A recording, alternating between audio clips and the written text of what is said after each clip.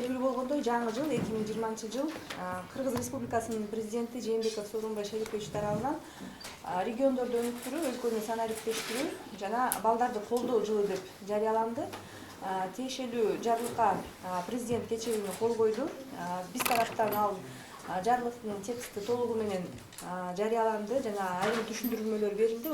Ошондой болсо дагы бул жарлыктын маанисине, ушул жарлыктын алкагында жүргүзүлө турган мамлекеттик саясаттын артыкчылыктуу багыттары тууралуу коомчулукта болгон суроолорго кошумча жооп берүү иретинде мен жана биздин аппараттын бөлүм башчысы Данияр Иманалиев менен чогуу келип сиздердин сурооңуздарга жооп берүү үчүн келдик.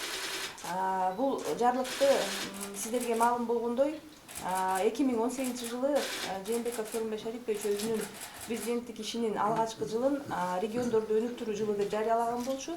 Ал мамлекеттик саясаттын негизги максаты биздин ошол Кыргызстандын калкынын көпчүлүк бөлүгү жашаган аймактарда биздин жарандарыбызга ыңгайлуу жашоо шартын түзүү болгон негизги максаты. Албетте бул жергиликтүү ошо биздин ата мекендик экономиканы көтөрүү, кайра иштетүү ишканаларын түзүү, албетте ошонун натыйжасында кошумча жумуш орундарын түзүү менен ички миграцияны кыскартууга түрткү жана өбөлгө болуу. Биз кечээнү да белгиледик, бүгүн да кайталайбыз. Ички миграцияны баса белгилегенибиздин себеби бул көрүнүш биздин балдар үй бүлө институтуна таасирин тийгизет деп белгиледик. Аны дагы бир жолу айтабыз. Ошонун натыйжасында биздин аярлуу катмар балдарга болгон мамлекет тарабынан колдоо талап кылынат. Ошондуктан ошол мамлекеттик саясаттын артыкчылуу багыты катары быйыл жарлык менен белгиленди.